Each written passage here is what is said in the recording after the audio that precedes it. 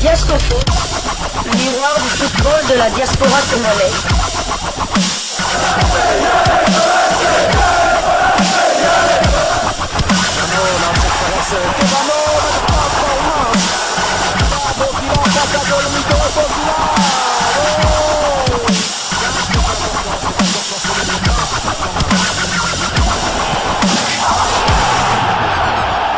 Diasco Foot, le miroir du football de la diaspora congolaise.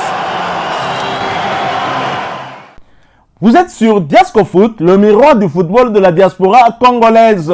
Diasco Foot vous dit bonjour, tout le plaisir est pour nous de vous retrouver, mais surtout de savoir que vous êtes nombreux en train de suivre votre chaîne YouTube dédiée uniquement aux footballeurs de la diaspora congolaise. C'est l'heure de partager avec vous quelques news que nous avons pu récolter pour vous, des news concernant la tanière des léopards de la République démocratique du Congo. Nous allons vous faire le portrait d'un binational congolais qui peut venir renforcer la tanière. Nous faisons un peu une pause avec ces binationaux jouant au milieu de terrain comme milieu défensif. Nous revenons en défense pour parler d'un back droit. On estime que c'est important parce que avec les échéances qui arrivent, avec le manque de temps de jeu des deux arrières droits que nous avions amenés dernièrement du côté de la ACAN, à savoir Gédéon Kalulu et Brian Baye, c'est la situation est d'ailleurs pire pour Brian Baye. Gédéon Kalulu, je ne doute pas qu'il se retrouve dans la liste prochaine de Sébastien Desabre, mais Brian Baye, ça fait au moins 3 à 4 matchs qu'il n'est même plus sur la feuille du match. Évidemment, il est impératif de pouvoir renforcer la tanière en remplaçant Brian Baye par un autre. On a parlé d'Aaron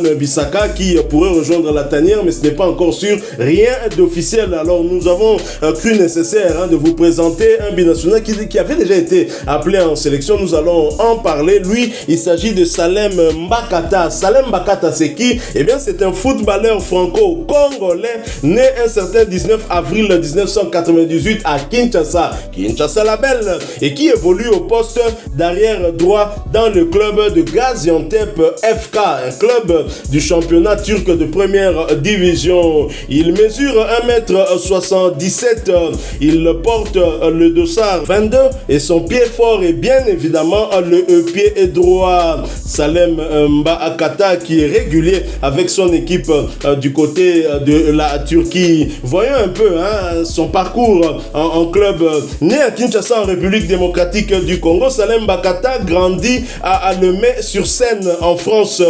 Ayant commencé le football au May Sport Football en Benjamin, Salem Mbakata passe ensuite par le CS Bretigny avant d'arriver au FC Sochaux en 2015. Il fait ses débuts professionnels le 27 juillet 2018 contre Grenoble. Malgré la saison difficile de Sochaux qui lutte pour son maintien, il enchaîne les titularisations lors de la phase aller en totalisant 14 heures. Il connaît une seconde partie de saison plus compliquée en concurrence avec Rafa Navarro. Il n'apparaît alors qu'à 4 reprises sur la phase retour. Il prolonge ensuite son contrat en fin de saison jusqu'en juin 2021. Alors, il est découvert du côté de Sochaux, club formateur de notre bac à goal national. Et là, il signe un contrat avec Sochaux le 1er juillet 2018. Et ce contrat prend fin puisque ça a été prolongé jusqu'en 2021. Et le 1er juillet 2021, il se retrouve sans club. Il reste pendant quelques mois sans un club et le 4 février 2022, il va rebondir du côté de l'Aris Salonique en Grèce.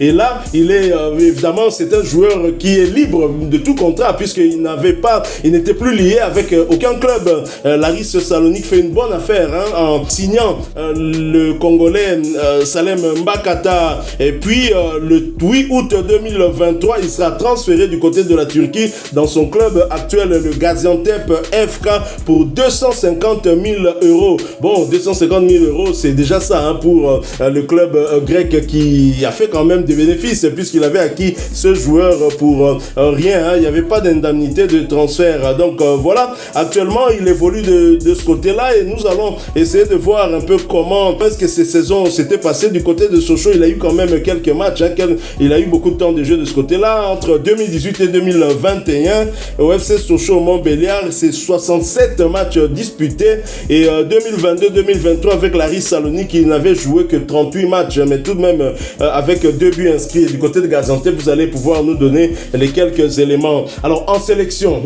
nationale, lui au moins n'a jamais joué avec les équipes d'âge de la France. Mais Mbakata a déjà été convoqué par les sélections nationales de la République démocratique du Congo, entre autres celle des moins de 20 ans en 2015 lors d'un match amical contre l'Angleterre, dans une équipe où on retrouvait des joueurs comme Timothy Fayoulou, Aaron Van Bissaka, mais le jeune joueur refusa néanmoins cette convocation, préférant se concentrer sur sa toute jeune carrière dans un club professionnel. C'était dans le club de Sochaux, il venait de signer justement, et il a préféré se concentrer à Sochaux plutôt que d'aller du côté de l'équipe nationale, ce qui fait qu'en équipe nationale il n'a pas encore de temps de jeu, et je ne pense pas que pour un tel joueur il faudra encore faire la procédure de changement de nationalité, puisqu'il n'a jamais joué avec les équipes d'âge du côté de la France. Alors ce profil, comment le trouvez-vous? Parce qu'on est à la recherche d'un latéral droit, probablement pour remplacer Brian Bayeye qui n'a plus de temps de jeu, et nous avons Salem Mbakata qui évolue en première division turque.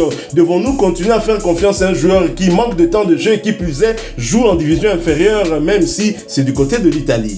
Personnellement, je ne le connais pas, donc j'ai entendu son nom pour la première fois en février 2023 lorsque Sébastien Desabre avait publié une liste de 41 joueurs présélectionnés pour les 3e et 4e journées des éliminatoires de la CAN côté Côte d'Ivoire 2023. Donc c'est à ce moment-là que je l'avais découvert, donc j'ai jamais suivi un de ces matchs. Au fait, je me fie seulement à ses stats, et un gars qui a joué plus de 30 matchs avec l'Aris Salonique. Un grec, si je me trompe, l'Aris Salonique, c'est quand même une équipe en Grèce qui joue les 5 premières places, donc une équipe du haut du tableau, et qui a été transférée au mois de septembre pendant l'été 2023 du côté de la Turquie à Gaziantep FK, c'est ça, hein? Oui. Cette saison il a joué 24 matchs, donc 18 fois il a été titulaire, 6 fois il est entré au jeu et 3 fois il a été remplacé. Il a reçu 4 cartons jaunes et son temps de jeu est de 1935 minutes, donc c'est un temps de jeu pour moi raisonnable. Il est pratique. Je peux dire que en tout cas ces 4-5 derniers matchs il était titulaire. Donc je pense que s'il n'est pas blessé, il est titulaire indiscutable dans un championnat où joue l'autre back gauche de l'équipe nationale, comment il s'appelle, Arthur Maswaku. Donc c'est un championnat quand même qui est quand même assez relevé. Donc pour moi, il pourrait être dans une liste même pourquoi pas dans la liste des 24, parce que comme vous l'avez dit, Bayeye, ça fait 3-4 matchs qu'il n'est même pas convoqué avec l'équipe d'Ascoli et Gédéon Kaloulou, bien que je pense que si Gédéon Kaloulou est à 100%, il sera titulaire même s'il n'a pas de temps. D'autant qu'il n'est plus titulaire, mais quand même, chaque match au moins, il fait son entrée. Il est rentré lors de la défaite le week-end dernier, donc il a fait son entrée au jeu. Donc pour moi, Mbakata, pourquoi pas, il mériterait. Bon, on a eu des joueurs comme Jordan Ikoko qui ont reçu leur chance, on a eu même Moukoko Amale qui est du côté de Aigle ici en République démocratique du Congo, mais pourquoi pas ne pas avoir Mbakata, voilà quoi. Et surtout que lors du dernier match, on l'a vu, il était titulaire, il a disputé l'intégralité de la rencontre, si ma mémoire ne me trahit pas, et c'était contre l'équipe d'un autre international congolais qui ne revient plus en sélection, c'est un choix de Sébastien Desabre, Samuel Bastien, donc ils ont battu l'équipe de Kazi Mpassa, mais son profil est aussi intéressant, c'est aussi un joueur qui est polyvalent, et ça va peut-être vous étonner, il a commencé plutôt en attaque comme ailier. Alors initialement évoluant au poste d'ailier, Salem Mbakata est repositionné au poste d'arrière droit et cite notamment Dani Carvajal et Philippe Lam comme des modèles à ce poste où il s'affirmera en professionnel.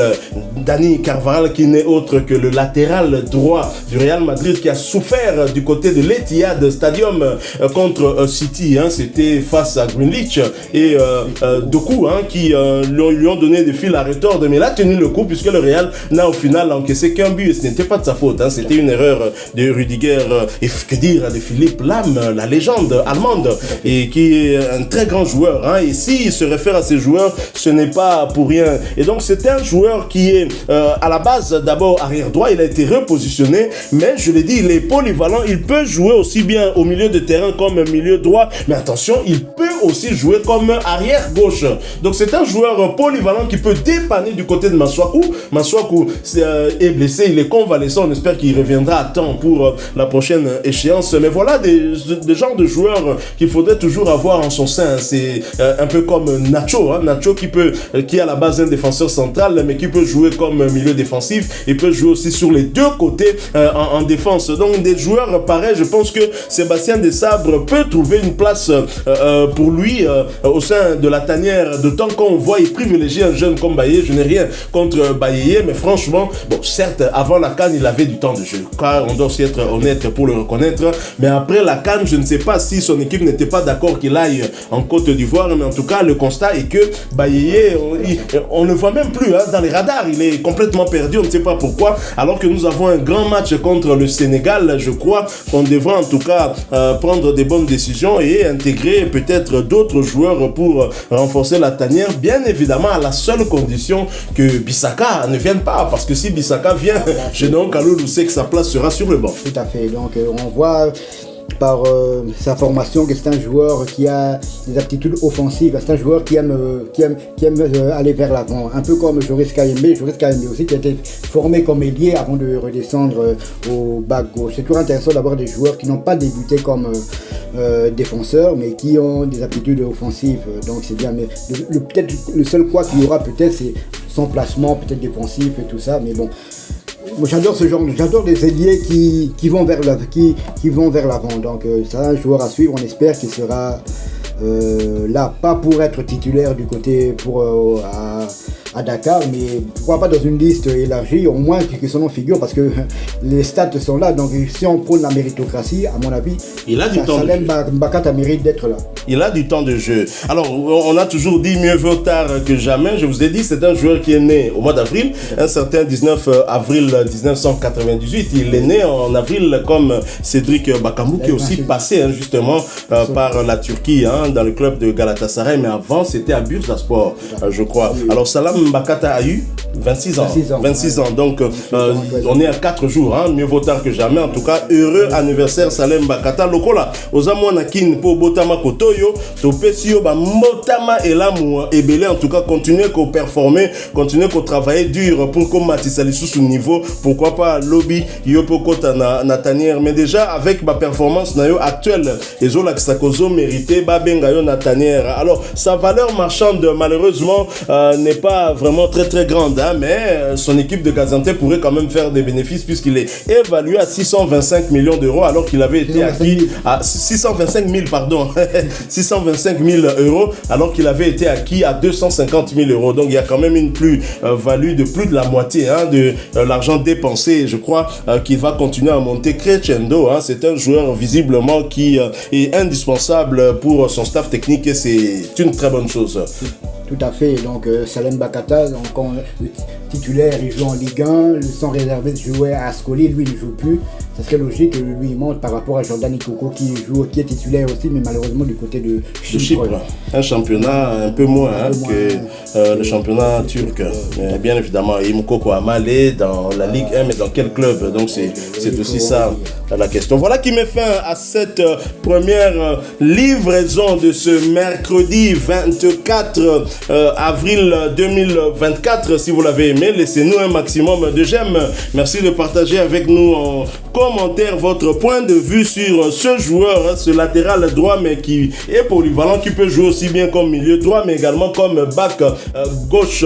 Et merci beaucoup à vous, mais un merci particulier à l'un de nos abonnés qui nous a accompagnés dans un sujet où on présente justement les portraits des binationaux congolais, parce qu'on avait demandé justement à nos abonnés de nous aider aussi avec le nom de certains joueurs, parce qu'on ne sait pas avoir tous les binationaux. Les Congolais ont tellement beaucoup d'enfants à l'étranger qu'on ne pourra pas tous les lister, mais il y a certains de nos abonnés qui nous suivent et il y en a un qui nous a proposé, il nous a demandé d'aller du côté d'Angers jeter un œil sur un binational congolais. Et vous connaissez le nom de ce binational congolais, il s'agit bien de Justin Noël Kalumba, qui évolue du côté d'Angers en Ligue 2 française, et un joueur qui joue ailier, plus ailier droit, donc On parlera de lui lorsque nous allons aborder les joueurs offensifs, mais là, jusque-là, nous sommes encore en train de parler des joueurs à vocation défensive.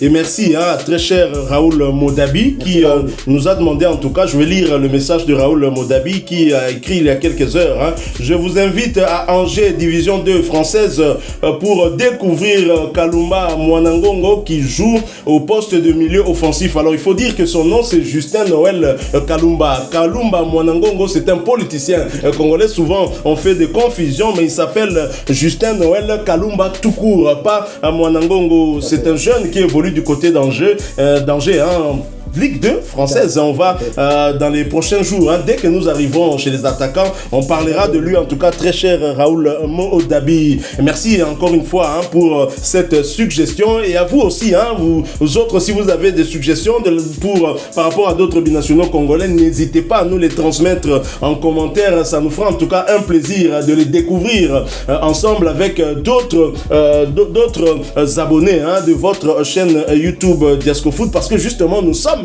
le miroir du football de la diaspora congolaise. Tout à fait, pas spécialement des binationaux, mais des joueurs évoluant à la diaspora. À la diaspora, oui, tout à fait. Vous connaissez un joueur qui excelle même du côté de Brazzaville, de l'Angola ou bien de l'Ouganda. En Tanzanie, Afrique du Sud. Oui, c'était leur nom, on va faire le portrait. On va parler de lui. D'accord. Merci encore une fois, et à vous, abonnez-vous, je le disais, si vous êtes nouveau, n'oubliez pas d'activer la petite cloche de notification en cliquant sur celle qui apparaîtra dès que vous serez abonné. Encore une fois, merci à vous, au plaisir de vous retrouver bientôt dans un autre sujet d'actualité. En attendant, portez-vous bien, Diascofoot vous dit au revoir.